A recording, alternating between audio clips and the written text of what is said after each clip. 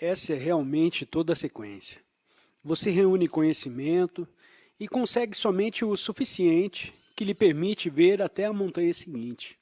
E quando isso acontece, você compreende que o seu conhecimento não vale nada.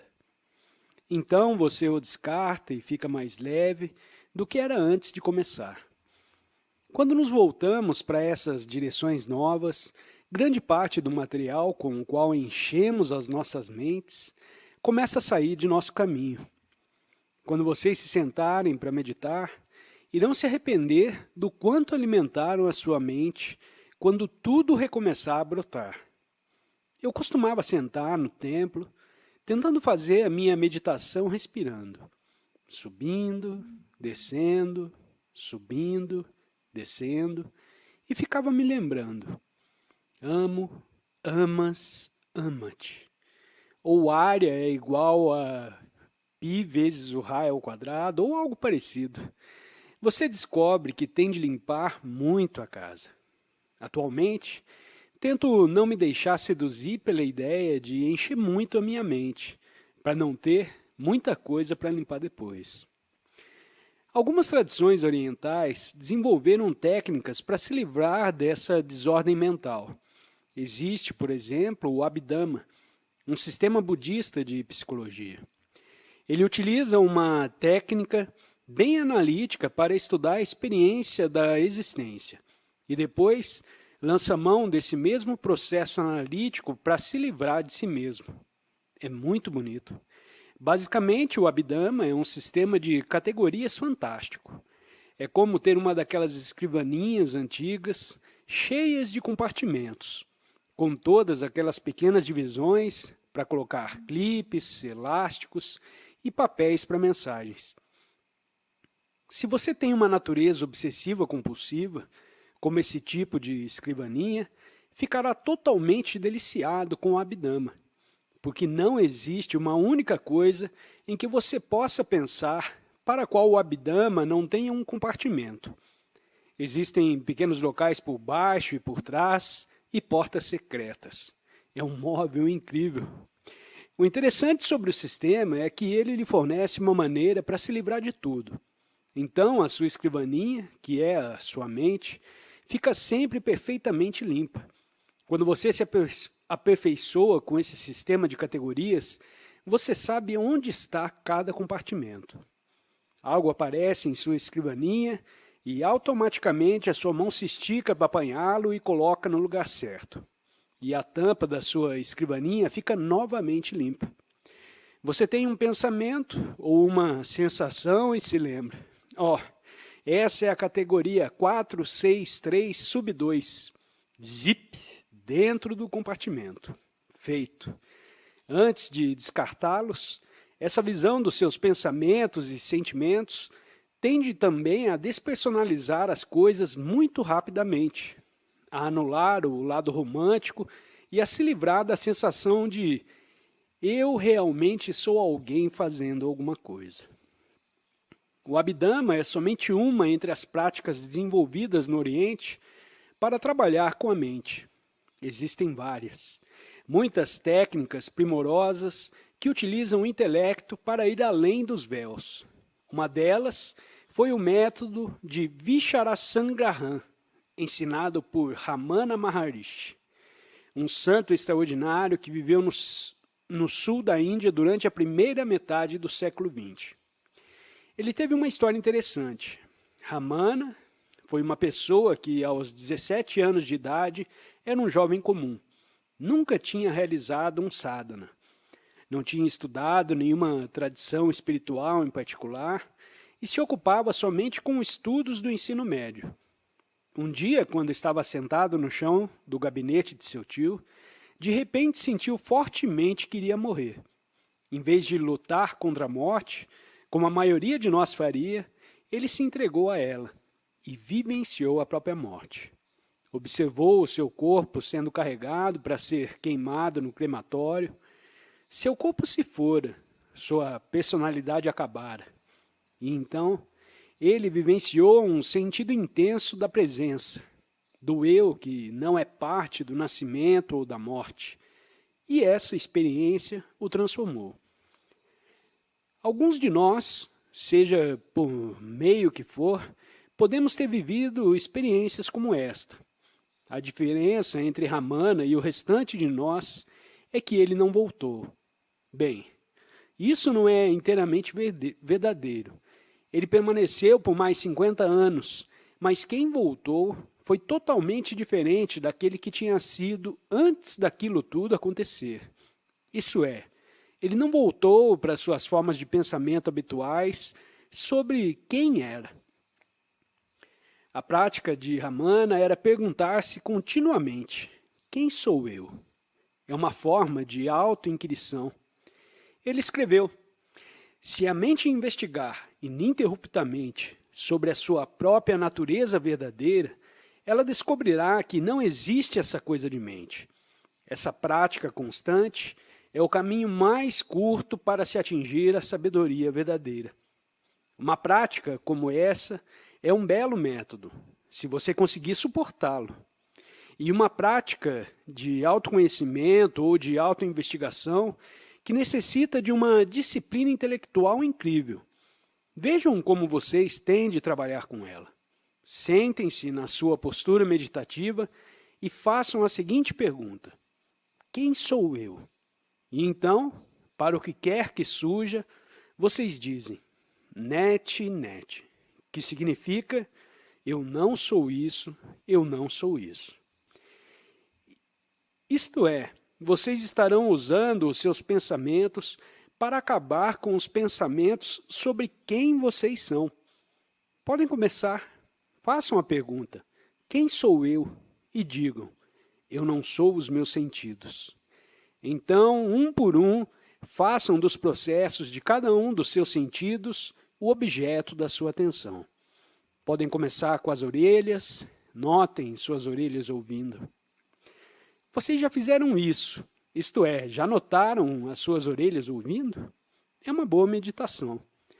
Vocês devem voltar sua atenção para dentro até onde conseguirem observar todo o processo. Observem a maneira como as ondas de som chegam ao seu canal auditivo e vibram contra a cóclea e a membrana do vestíbulo e todos aqueles mecanismos diminutos.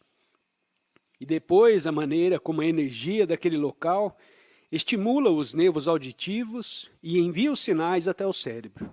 E depois, a maneira como o cérebro começa a interpretar os sinais, atribuindo um significado a eles. Tudo isso acontece a cada vez que vocês ouvem um som. Tudo isso está acontecendo mecanicamente, embora dificilmente o percebamos. Então, começamos a notá-lo, transformamos a audição em meditação. Nos recostamos e deixamos que nossa atenção se torne cada vez mais útil. E observamos toda aquela viagem fantástica acontecendo.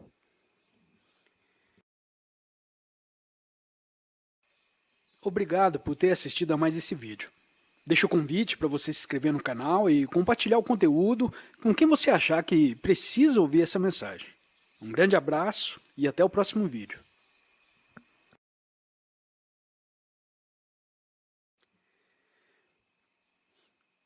Na prática da autoinquirição, no lugar de assistir ao processo, vocês notam as suas orelhas ouvindo e depois se desligam, dizendo, por exemplo, eu não sou as minhas orelhas ouvindo, isso não sou eu. Depois façam o mesmo com os outros sentidos, com os seus olhos vendo, com seus narizes cheirando, a sua língua provando os sabores e a sua pele sentindo. À medida que observam cada experiência, vocês a encaram como um objeto e dizem, eu não sou isso. Após terem se desligado de cada um dos seus sentidos, vocês prosseguem para a categoria seguinte. Eu não sou os meus órgãos do movimento, isto é, seus braços, pernas, sua língua, o esfíncter anal e os genitais.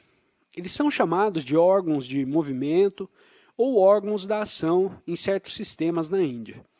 Vocês vivenciam cada uma dessas partes, mas objetivando cada uma. Por isso, elas não são mais vocês. Vocês param de pensar nelas como o meu esfíncter anal. É somente esse esfíncter anal. Prosseguindo, vocês se dirigem aos seus órgãos internos e fazem o mesmo com eles. Dizem, não sou o meu coração batendo, não sou os meus pulmões respirando, não sou o meu estômago e intestinos digerindo. Net, net, net. Finalmente, após terem passado por todo o material físico que vocês podem compreender como sendo vocês, sobrará somente uma coisa, que é a sua própria mente pensante. Todas as partes do seu corpo físico se foram descartadas e os seus pensamentos são tudo o que resta.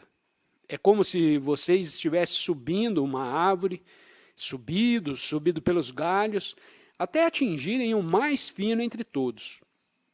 Tudo o que resta é a sua identificação com o pensamento do eu. E a frase final é, eu não sou este pensamento. Vocês soltam esse último galho e se libertam. Se vocês conseguirem se firmar nessa disciplina, desembaraçando-se pouco a pouco do corpo, dos sentidos, das emoções, de tudo até o último pensamento, terão atravessado o portal.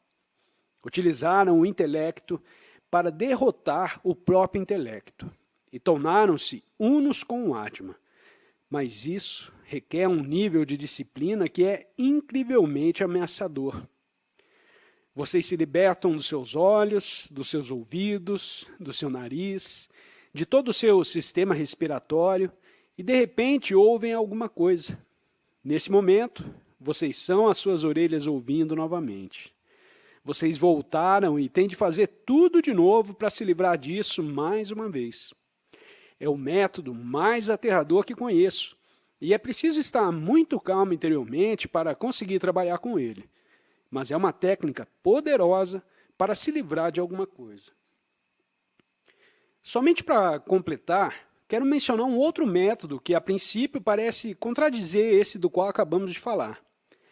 No lugar de praticar eu não sou isso, eu não sou aquilo, e cortar a sua identificação com um ponto seguido do outro, vocês podem trabalhar com uma prática de abarcar tudo em vocês.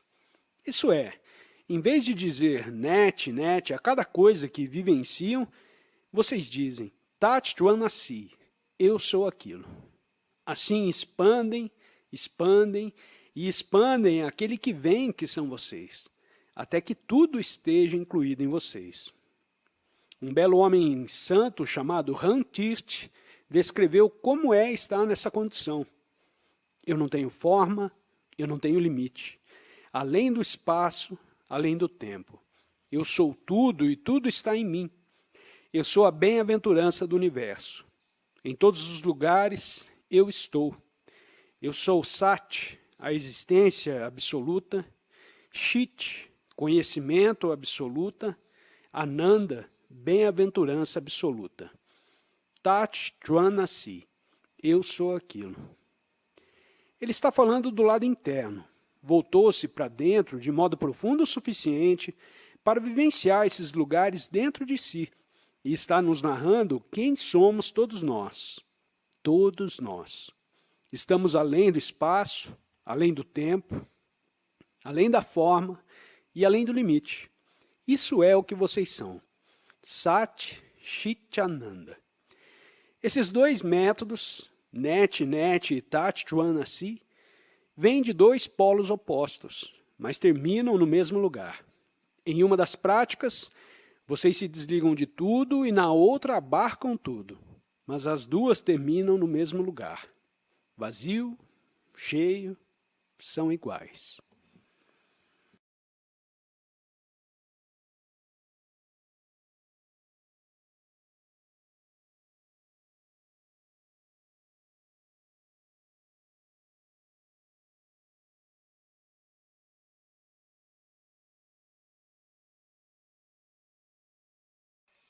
Obrigado por ter assistido a mais esse vídeo.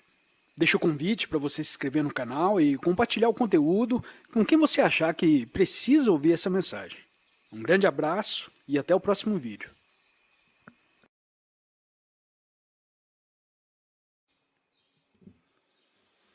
Práticas como as de Ramana e Rantirth surgiram da tradição hindu, mas existe uma prática que vem do budismo, do Zen budismo, que é uma variação do tema de Jnana Yoga de usar um método para combater a mente. É uma técnica da qual a maioria de nós já ouviu falar, a Zen Koan, o enigma insolúvel.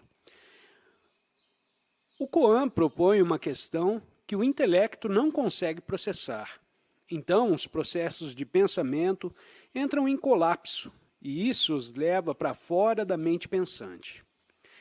A minha introdução ao Zen Koan foi de modo bem inesperado, em um monastério beneditino em Elmira, Nova York.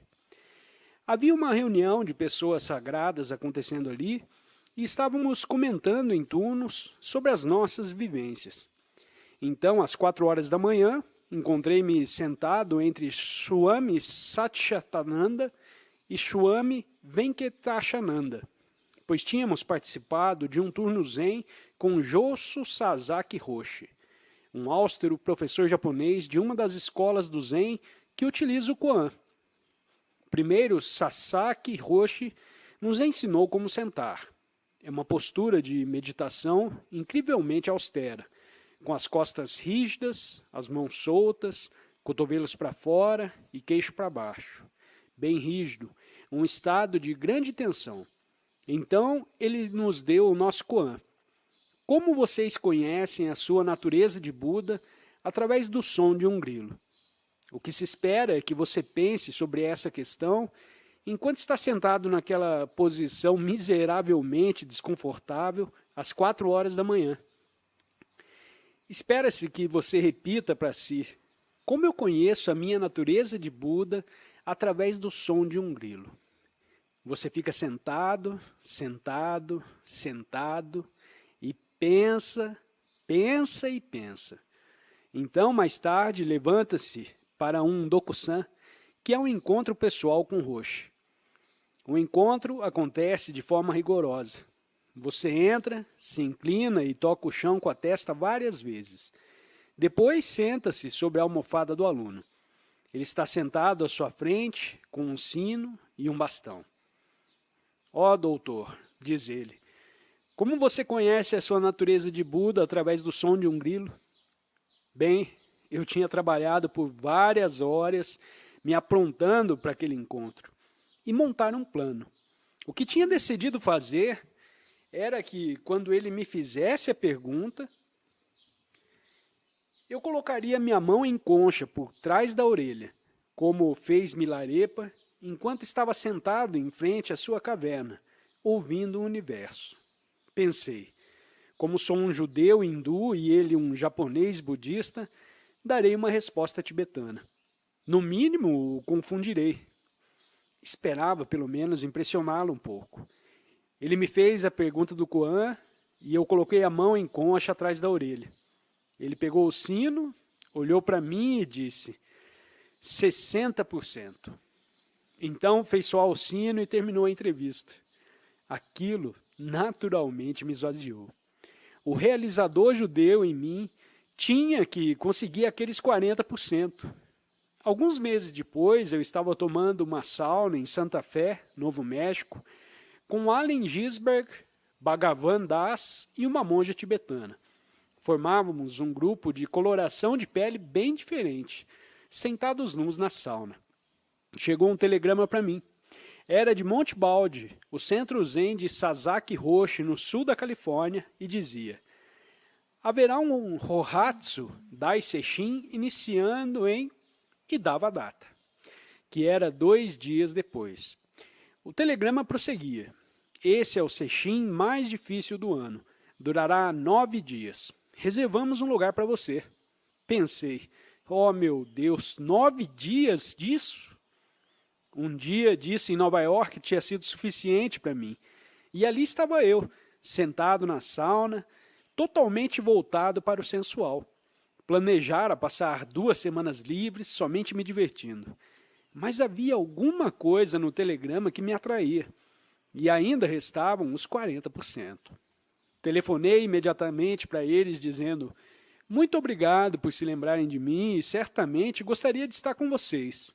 Mas sou um iniciante e esse sesshin é para alunos avançados. Esperava me livrar, mas eles disseram, mas você pode realizá-lo. O que me levou ao meu outro ponto vulnerável. No dia seguinte, peguei um voo para Los Angeles e depois um carro que me levou até as montanhas. E cheguei ao Centro Zen. Fui recebido por um monge vestido com um manto negro e a cabeça totalmente raspada. E ele perguntou, nome? E eu disse, Ramdas. Beliche superior, cabine 4. Ele me deu uma toalha, um manto negro e um travesseiro. Fui levado até a cabine 4 e me disseram, você deverá estar no Zendo em 5 minutos, por favor, vestido com um manto. Ninguém diz, que ótimo, Ramdas, que bom que você veio. O ego não é nem um pouquinho alimentado ali. Coloquei o manto e fui para o Zendo. Havia um lugar com meu nome e me sentei. Eles nos ensinaram a prática sentada e depois começaram com um processo que eu lhes digo que é muito difícil acreditar que algo como aquilo estava acontecendo na América, a uns 45 quilômetros de Los Angeles. Iniciávamos a cada madrugada às 2 horas e continuávamos até às 10 horas da noite. Então tínhamos somente 4 horas de sono. Levantávamos às 2 horas e tínhamos exatamente 5 minutos para acordar, fazer a higiene e chegar ao Zendo. Uma vez sentados nas almofadas e após o sino ter tocado, não tínhamos mais permissão para nos mexer. Tínhamos que ficar parados.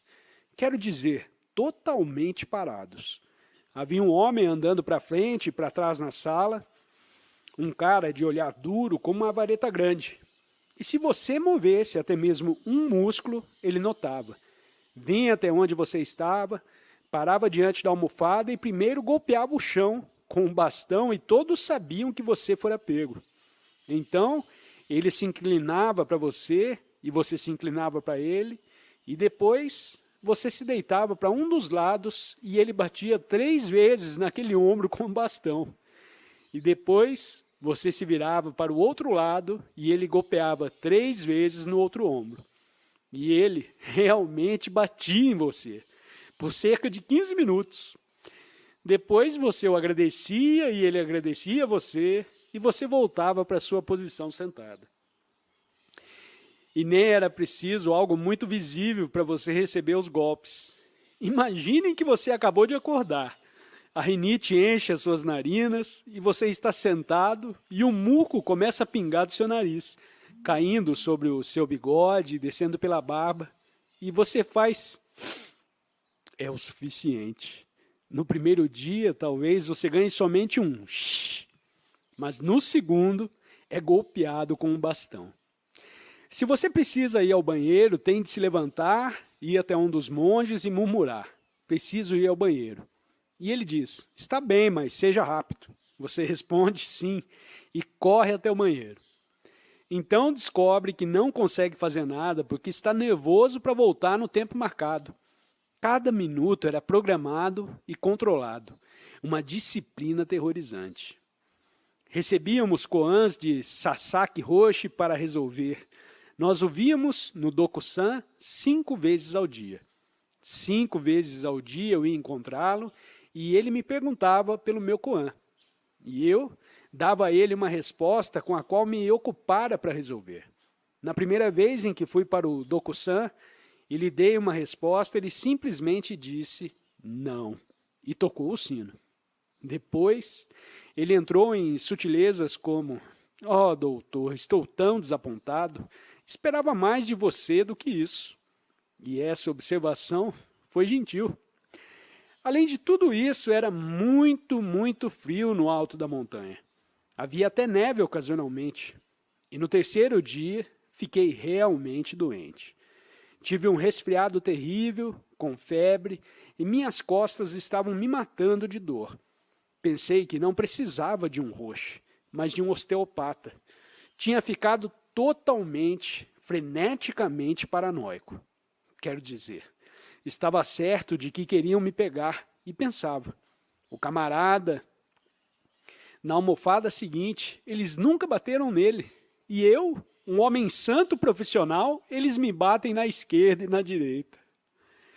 Mas no quinto dia eu estava tão mal, tenso e furioso, que compreendi que não estavam mais me importando com coisa alguma, com o koan, com o grilo ou com qualquer outra coisa. Fui para o Dokusan e Sasaki Roshi disse: "Você conhece?" Algo que ele estava me perguntando naquela manhã. Eu não podia estar menos interessado. Simplesmente não me importava e disse para ele: "Bom dia, Roshi." Sua face brilhou e abriu-se com um sorriso. "Ah", disse, "agora você está começando a ser um aluno iniciante do Zen." Bem, saí dali com os pés mal tocando o chão. Quero dizer, eu tinha resolvido um koan. Estava tão chapado por todo o processo, pela experiência em geral, que ela me empurrara para outro plano. Era como uma viagem comprobatória. Todos os arbustos tinham chama saindo de si, e tudo que eu olhava fora lavado com um tipo de brilho luminoso. E para qualquer koan que me fosse apresentado, as respostas pulavam um após o outro. E então tudo aquilo se tornou em somente um outro momento passageiro. Tive o que é chamado de Satori menor, uma experiência temporária de conscientização ampliada. Quando você ainda tem apegos que são fortemente apelativos, quando as formas de pensamento e os hábitos de pensamento estão profundamente enraizados e você ainda está muito ligado a eles. Mesmo que possa passar por cima disso, por um momento, com práticas de sadhana intensas, sejam Koan Zen, Kundalini Yoga ou outros, muito provavelmente você voltará para as antigas formas de pensamento após um tempo. Você certamente estará um tanto diferente, mas provavelmente voltará. A transformação não é completa. Você vai ao casamento, mas não está usando a roupa do casamento. Então retrocede. Entretanto, a semente tinha sido plantada, fora dada a partida para o despertar.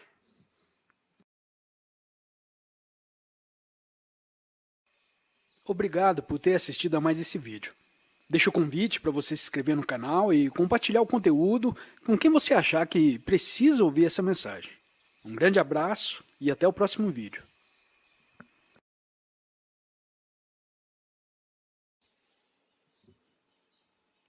Em cada uma dessas práticas de Jnana Yoga, vimos ferramentas que conseguem nos levar para fora da mente racional por meio da mente racional. É um truque interessante. As práticas são sistemas cuidadosamente projetados que utilizam o intelecto como uma alavanca para nos libertar do controle do intelecto. Não é estranho?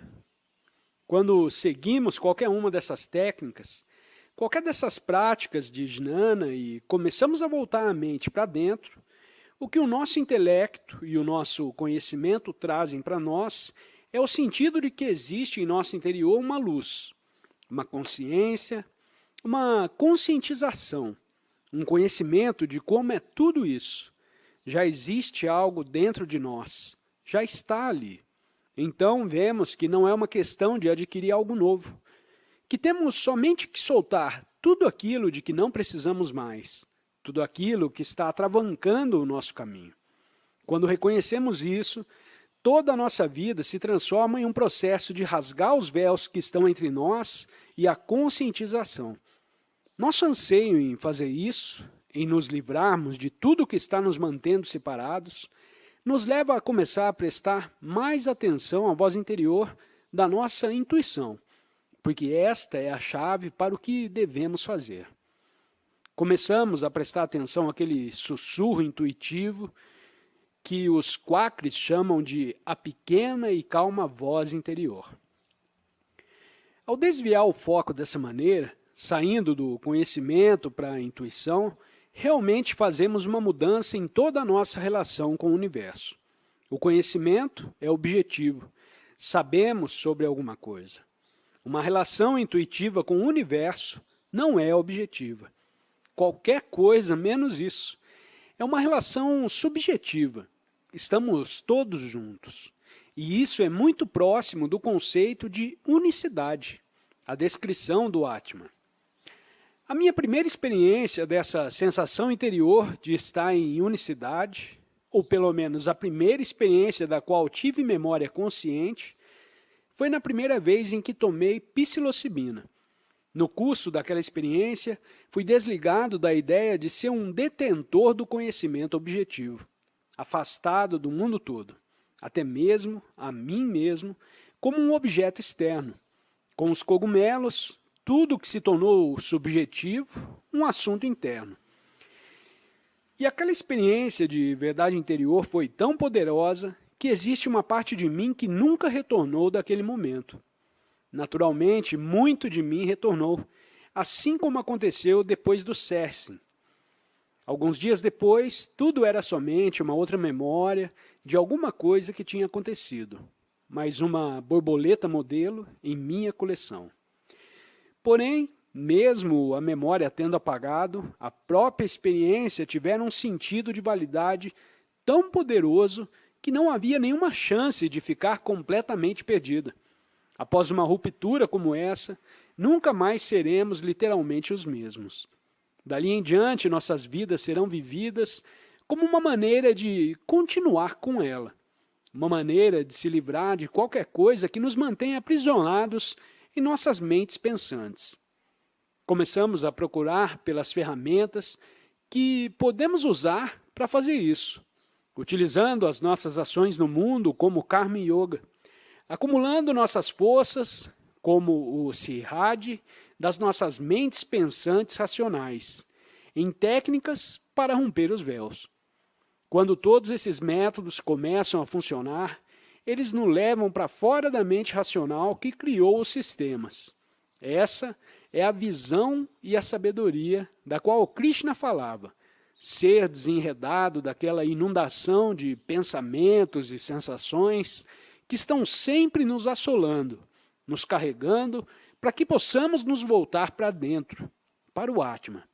E quando conseguimos fazer isso, quando podemos ver além de todas as projeções de slides de quem sou e de quem vocês são, quando podemos olhar além de todo o revestimento do nosso pensamento habitual, descobrimos para surpresa nossa que existe somente um de nós. Descobrimos que é tudo uma questão interna, que é sempre somente Deus dançando com Deus.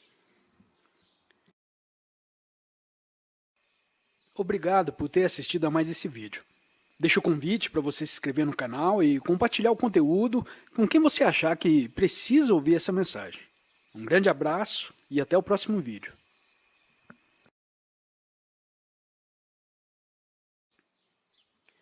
Temos falado sobre Karma Yoga e Jnana Yoga, duas das práticas que Krishna apresenta a Arjuna. Temos considerado as duas como meios para atingir algum lugar que queremos chegar. Mas o que é este lá que estamos tentando alcançar? Deveremos falar sobre esse lá, sobre o que, para dar um nome. Chamamos de Brahman, que é a luz interior, que é o uno do universo. Mas existe uma situação difícil nisso tudo. Estamos tentando falar de alguma coisa que pela sua própria natureza não pode ser falada, não pode ser dita e não pode também ser murmurada. Mesmo ao lhe dar um nome, chamando-a de Brahman, estamos tentando dar uma forma ao sem forma, embora no minuto que assume uma forma, não é mais o sem forma. Rantit disse, um Deus definido é um Deus confinado. Uma situação interessante e difícil.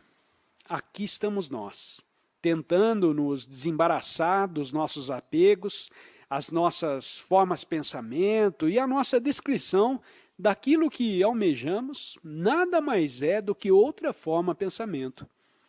Qualquer rótulo aplicado a Brahman está errado. Qualquer atributo a qualquer forma está errado.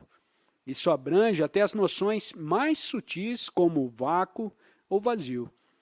No cântico tibetano temos Gate, Gate, Paragate, para Sangate, ir além até do conceito de além. Isso é Brahman.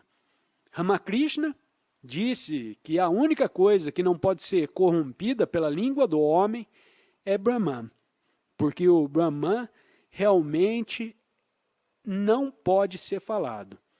Podemos falar sobre ele, mas estaremos falando de um plano sobre algo que está em outro plano, que em sua própria natureza é completamente diferente de tudo que pode ser comentado. Um nome ou uma palavra pode ser um ponto de referência, mas nunca definição da coisa em si. Por falar nisso, devemos notar que a palavra Brahman é utilizada em duas maneiras diferentes no Gita, referindo-se a dois aspectos diferentes de Deus. Um deles, o aspecto sem forma, e o outro, aquele aspecto que cria a forma. A mesma palavra é utilizada indiferentemente para ambos. Por isso precisamos distinguir qual a maneira como a estaremos usando. No caso, falaremos somente sobre o aspecto sem forma de Brahman. Embora não possamos definir isto que chamamos de Brahman, talvez possamos acessar uma experiência mergulhando em um tipo de descrição coletiva dele. Existem místicos em todas as tradições que visitaram esse plano e depois tentaram transmitir alguma coisa. E embora não possamos conceituar Brahman, nossas mentes podem tentar imaginar como seria através dessas descrições. O Tao Te Ching é um exemplo desse tipo de descrição mística. Uma expressão bela e pura da experiência. Vem através de uma cultura diferente. Por isso não usa a palavra Brahman, mas podemos sentir que está se referindo exatamente à mesma coisa. Por falar nisso, existe uma história sobre como o Tao Te Ching foi escrito. A história é provavelmente apócrifa. Duvido que tenha realmente acontecido dessa maneira, mas é boa. Disse que o responsável pela biblioteca em Pequim estava indo para casa para morrer. Era um homem já muito idoso. Quando ele chegou na fronteira entre a província da sua casa e o local que estava deixando, os guardas o impediram dizendo: "Você tem de pagar uma taxa para atravessar essa fronteira." E ele respondeu: "Como posso pagar? Não tenho nada." E eles perguntaram: "Bem, o que você fez nessa vida?" E ele respondeu: "Era bibliotecário." E eles disseram: "Vá e sente debaixo daquela árvore, e escreva tudo o que aprendeu, e deixe conosco. Esse será o seu pagamento." Então ele se sentou e escreveu os 81 versículos do Tao Te Ching. Temos no versículo 14: "Eles o chamam de evasivo e dizem que o olhamos, mas que ele nunca é visto. Dizem que, na verdade, é extraordinário, já que o ouvimos, mas sem um som. Sutil eles o chamam. E dizem que se pode aprendê-lo, mas nunca tocá-lo." Essas três reivindicações perfazem somente uma, que está além de toda resolução. Ao nascer, não ilumina. Ao se pôr, não traz a escuridão. Ele atinge até aquele estado sem nome que existiu antes da criação. Isso foi escrito por alguém que conseguiu chegar o mais próximo possível de expressar a essência de Brahman. Temos também Janeshvar, de quem citamos a passagem abaixo. Ele foi uma pessoa interessante. Lembrava um trapaceiro. Por exemplo, houve um momento em que surgiu uma dúvida se ele era um impostor. Alguns dos sacerdotes o acusavam de ser uma fraude e vieram até ele para confirmar a suposição. No teste, lhe pediram que recitasse algumas passagens obscuras dos Vedas para eles. Janeshvar disse: "Bem, até um animal bobo pode fazer isso." E foi até um búfalo que estava, por acaso, próximo da água no pátio e o fez recitar os Vedas para os sacerdotes brahmanes. Isso pareceu convencê-los. Os escritos de Janeshvar são muito poéticos em suas descrições de Brahman. Ele diz: "Brahman, embora existente em formas sujeitas à mudança, não sofre mudanças. Parece ter mente e órgãos dos sentidos, mas assim como a doçura em um torrão de açúcar, não está na sua forma. Esses órgãos dos sentidos e qualidades não são Brahman. É ao mesmo tempo conhecimento, aquele que conhece aquilo que deve ser conhecido, sendo o meio pelo qual o objetivo é atingido. Um místico sufi utilizou uma imagem similar quando disse: peregrino, peregrinação e estrada eram todos eu mesmo indo para mim, e a minha chegada em mim mesmo na minha porta. Ramana disse: se for dito que a liberação é de dois tipos, com forma ou sem forma, digo que a extinção das duas formas de liberação é a única liberação verdadeira. Os místicos da ciência ocidental têm a sua própria experiência baseada na mente racional. Na década de 70, estive em uma conferência que foi organizada por John Lilly e Alan Watts, onde um grupo nosso teve a oportunidade de estar com G. Spence Brown, um cidadão muito pitoresco da Inglaterra. Era membro graduado de Oxford, mestre em xadrez e escritor esportivo. Tinha também uma firma de engenharia e era empregado de uma companhia de estrada de ferro britânica designada para montar um programa de computador para determinar se o número de carros de carga da ferrovia que entrava em um túnel era o mesmo que saía do túnel.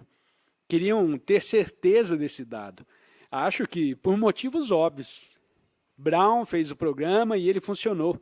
Mas ao resolver o problema, ele se viu utilizando números imaginários. E quando seus colegas no sistema ferroviário britânico souberam, ficaram apreensivos, porque seus vagões fechados pareciam terrivelmente reais para eles. Então, para convencê-los, Brown começou a montar uma sequência lógica com a qual a companhia ferroviária ficaria satisfeita, indo desde os carros de carga, entrando e saindo do túnel, até o que seria o início da sequência. Bem, ele começou a retroceder, até chegar ao início do universo, e a partir daí escreveu um livro chamado Laws of Form. Mas no livro, em vez de iniciar da maneira como começara na companhia ferroviária, ele partiu do extremo oposto. Então, na primeira página, disse que no início não existia nada, e que a primeira coisa que devemos fazer é formar uma distinção. Traçou uma linha descendo pela página para fazer uma distinção entre o estado diferencial e o estado não diferencial. Esse foi o primeiro ato. Após ter feito aquela bifurcação, ele, então, com mais algumas suposições, montou todo o universo. Mas então, em uma nota de rodapé, uma nota bem interessante, ele disse que, naturalmente, para fazer a primeira distinção, você deve ter algum tipo de sistema de valores sobre o qual irá diferenciar isto daquilo, como mais escuro, mais claro, melhor, pior, direita, esquerda, tudo. Então disse, e como naturalmente, antes que a primeira distinção fosse feita, não havia um sistema de valores sobre o qual fazer a primeira distinção. Na verdade, a primeira distinção nunca foi feita. Portanto, esse livro foi escrito para descrever um universo que existiria se a primeira distinção tivesse sido feita. Bem, se você conseguir lidar com essa nota de rodapé, você já atravessou a porta para chegar a Brahman. Se falhou, bem, você continua pegado. Obrigado por ter assistido a mais esse vídeo. Deixo o convite para você se inscrever no canal e compartilhar o conteúdo com quem você achar que precisa ouvir essa mensagem. Um grande abraço e até o próximo vídeo.